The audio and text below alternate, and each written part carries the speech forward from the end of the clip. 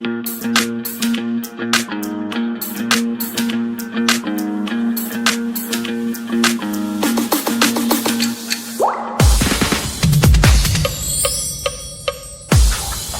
wano ku The Buzz UG kwe tusinzira ne tusobola kubanga tukutusako ensonga nga bwe zitambula mu Uganda ne mu nsi yonna, ensonga zikwatagana ku entertainment, current events, sports. Wano ku The Buzz UG MC Morio UG mbawo ne timu yange ne tusobola kubanga tukwasaganya ensonga. Naye wabula sawa zino wenjogerera waliwo ebipya ku Fred Lumbuye.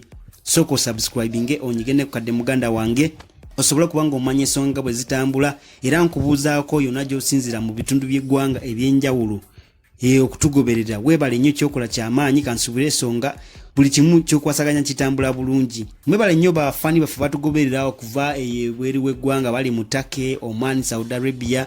Kyakabi kye mukola namu bubaka bwamwe tuba tubufuna. Wabula nga bwe nkugambye nti waliwo ensonga empya, waliwo ebipya ebizuuse ku Fred Lumbuye. Ffe tetutudde era nga bwe nkugamba nti ffe tukuwa update, tukuwa latest information wano ku The Buzz UG. Ensonga zizo zilaga nti Abannayuganda abawangalira mu nsi z'ebweru naddala mu Turkey sawa zino batandise okwekalakaasa, batandise okudemonstratinga nga bagamba nti baagala Fred Lumbuye ateebwe. Era batandise okwekalakaasa nga bagamba gavumenti y'e Turkey Fred Lumbuye bw'aba akyali mu kaddugulu kamwe mu mute mu bwangu.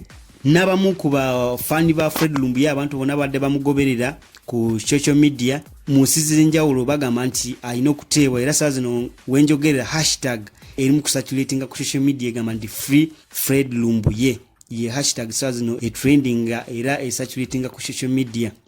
Wabula bino byonna biddiridde nga State Minister wa Foreign Affairs gwe bayita Okello Oryem yavuddeyo olunaku lw'ejjo n'agamba nti leero Saturday ssaawa 3 ez'okumakya Fred Lumbuye bajja kuba bamutusiza wano mu ggwanga Uganda. So bona abantu babaddewo nga balinze, babadde ku kisaawe Entebbe abasinga nga balinze nga bagala kulaba ku Fred Lumbuye ne batamulabako, obudde buzibye beebuuza Fred Lumbuye aliwa. Mwatugambye jjajja kuba atuuse mu ggwanga, lwaki temunamulaga nsi, lwaki abantu tebanamulabako? So abantu badimandinga Fred Lumbuye, tebamanyi kituufu kigenda mu maaso wakati wa gavumenti ya Uganda ne Turkey.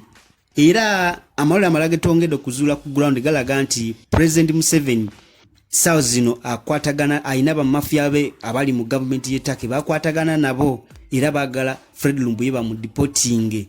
Naye ndowooza kikyaganye, naye omusajja ali mukola nnyo, ayagala omusajja Fred Lumbuye bamudipotinga. Bw'okimanyi nti bingi bye yayogera ku President Museveni ne gavumenti ye ebikyamu, engeri gye babadde babonyabonyamu omuntu wa bulijjo. So ye ebikyamu gavumenti bye yali ekola byageza ku exposinga. Yensonga lwaki abantu abasinga batidde nti Fred Lumbuye bwana batuuse Uganda ayinza obutafuna bwenkanya, bano abasajja bayinza okumuyisa bubi. So yensonga lwaki abantu basobodde okukola nnyo. Abamu ku bamemba bali mu kibiina kya National Unity Platform bakola nnyo, tebeebaka, baagala okumanya nti Fred Lumbuye batuuse mu ggwanga bamuyamba, ensonga ze zisobole okuba nga zitambula bulungi.